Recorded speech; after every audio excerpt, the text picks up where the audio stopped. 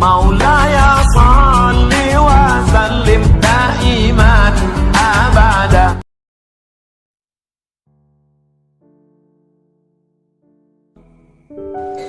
Ini yang kita bahas. Gimana caranya kita menjadi orang yang mampu ngelaluin hal-hal yang berat, mampu untuk woles, mampu untuk berani, mampu untuk ngambil pilihan-pilihan yang sulit dengan modal athiqah billah, percaya kepada Allah Subhanahu wa taala. Seperti kita percaya kepada makhluk, kalau bisa lebih bagus lebih daripada itu. Kayak tadi saya percaya ke teman saya, akhirnya jalan, saya percaya kenapa? Dia guide yang handal. Pas misalnya kita ke satu kota yang kita nggak hafal jalannya, didampingin sama dia. Bahkan kalau udah jalan sama dia, kita udah nggak perlu pakai Google Map. Kenapa? Jalan dia itu lebih akurat daripada Google Map kadang-kadang. Kadang-kadang kan Google Map juga dia ngasih jalan yang mungkin udah belum diupdate, ternyata jalan itu udah ditutup.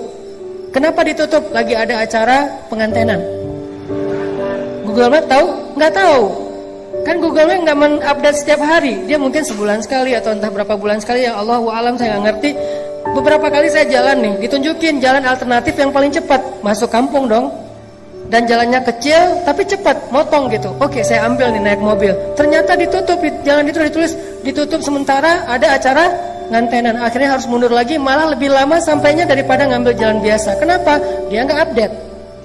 Teman saya yang orang daerah situ tahu banget, Ustaz jangan lewat situ, lagi ada acara ngantenan, di situ lagi ditutup jalannya, di situ lagi banjir, di situ lagi apa, lagi rusak atau apa. Dia lebih update. Sehingga pas saya jalan, saya trust banget sama dia. Udah nggak apa-apa dah, ikutin aja nasihat dia. Apakah kita trust kepada Allah kayak kita trust kepada dia?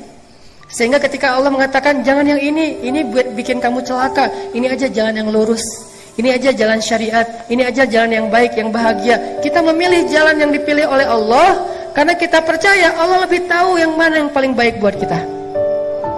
Allah yang lebih update perubahan dinamika dalam kehidupan kita ketimbang diri kita sendiri. Allah lebih update, bukan hanya update, Allah lebih tahu masa depan yang bahkan belum terjadi. Sehingga kita percaya kepada Allah, analoginya kayak kita tadi percaya kepada teman orang lokal situ yang tahu banget jalan yang paling cepat untuk sampai ke lokasi. Ini namanya athiqah billah. Gimana membangun ini supaya kita bisa ngejalanin hidup lebih mantap? Gimana ngebangun ini biar kita nggak gampang galau? Gimana ngebangun ini kalau kita lagi sedih berat?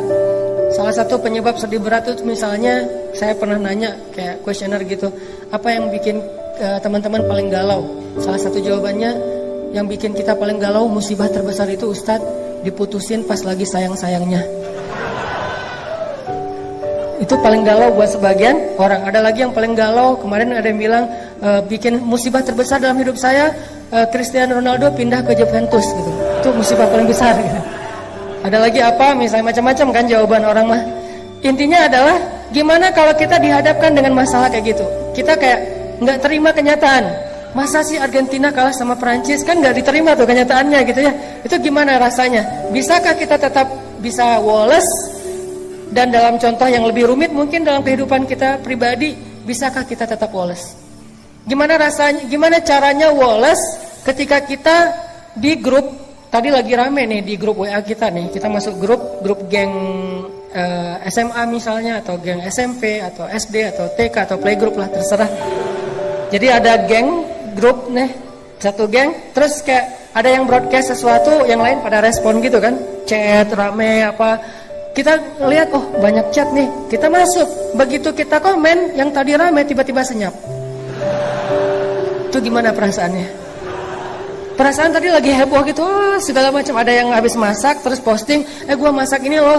Yang lain pada mau. Pas kita, waduh pinter masak ya, diem. Sekali kayak gitu. Besok heboh lagi, kita komen, diem lagi. Sampai akhirnya diemnya seminggu, 2 minggu, itu grup sepi. Ternyata apa yang terjadi? Mereka bikin grup baru, dan cuman kita doang yang gak dimasukin ke grup itu. Itu gimana perasaan kita? Kan sakit hati banget ya. Itu benar-benar wah kecewa banget lah.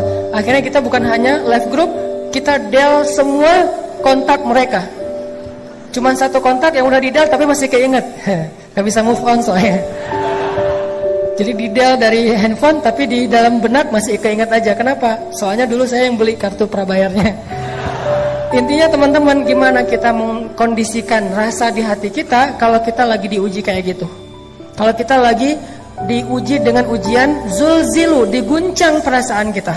Dengan celaan orang, dengan makian orang, dengan teman-teman yang ngejutekin kita, dengan teman-teman yang ngebully kita, dengan teman-teman yang ngediamin kita di grup dan seterusnya, dengan teman-teman yang tiba-tiba unfollow kita, dengan teman-teman yang tiba-tiba nge-haters kita di komen. Gimana kita ngejalaninya? Satu-satunya yang bikin kita kuat adalah as-siqah billah. Udah serahin aja sama Allah. Serahin aja sama Allah. Karena kalau Allah udah turut ikut campur, itu udah luar biasa. Lebih bagus cara Allah daripada cara-cara kita. Ini yang dibangun lewat belajar iman, belajar tajdidul iman, as-siqah billah.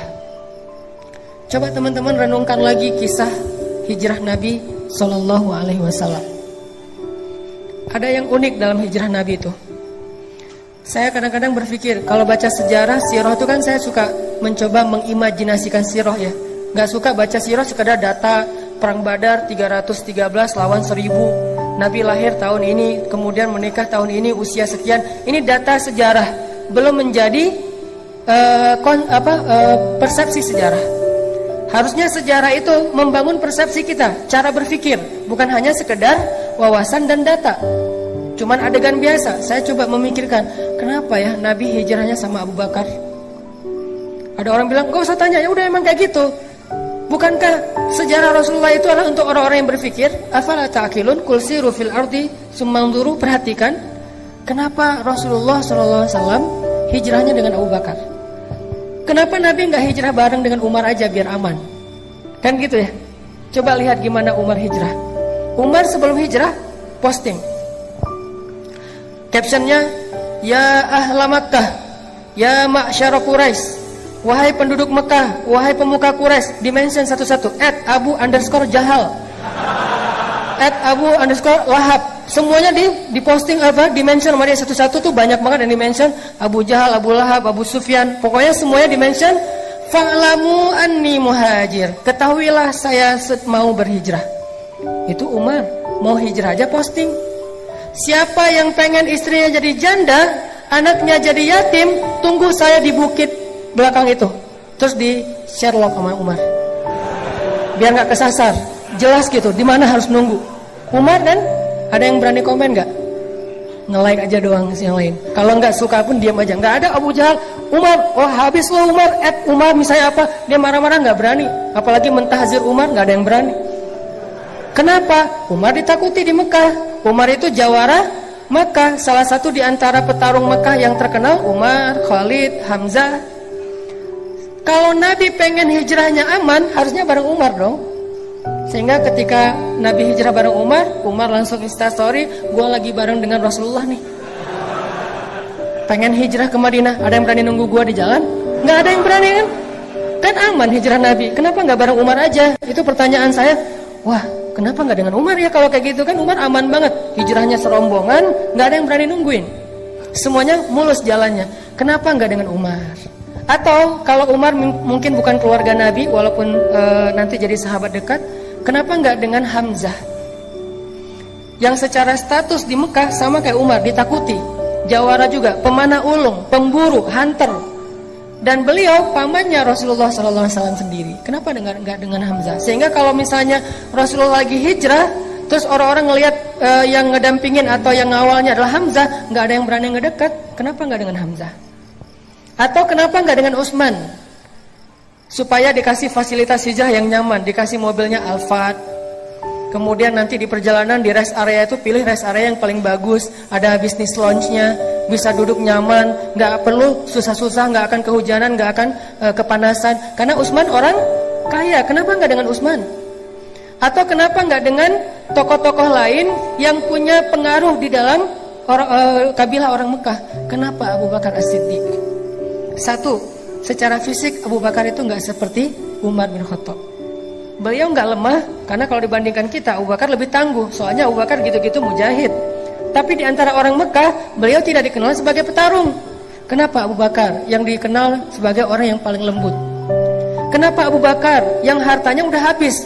Ya, Abu Bakar itu pernah jadi orang kaya, tapi sekarang lagi jatuh miskin sejak membantu dakwah Nabi, terutama habis diboikot selama 3 tahun. Kenapa Abu Bakar yang secara kabilah beliau berasal dari suku Taim. Suku Taim itu salah satu suku yang paling lemah di Mekah. Sementara Umar, Utsman, yang lain-lain itu suku-suku yang kuat di Mekah. Kenapa Abu Bakar? Supaya Rasulullah SAW mengajarkan kepada kita tentang athiqah billah, bukan athiqah bi Umar, bukan athiqah bi Khalid, bukan athiqah bi Hamzah, bukan athiqah bi Utsman, bukan athiqah bi Abdurrahman bin Auf, tapi athiqah billah. Hijrah nggak dikawal oleh orang-orang yang tangguh, nggak difasilitasi atau di-endorse oleh Utsman bin Affan, tapi hijrah murni mengandalkan pertolongan dari Allah Subhanahu wa taala. Itulah pelajaran dalam hijrah Nabi. Sehingga yang dibawa Abu Bakar As-Siddiq. Kenapa Abu Bakar? Karena di antara semua umat Islam, bukan sahabat aja, semua umat Islam, iman Abu Bakar itulah yang paling kuat.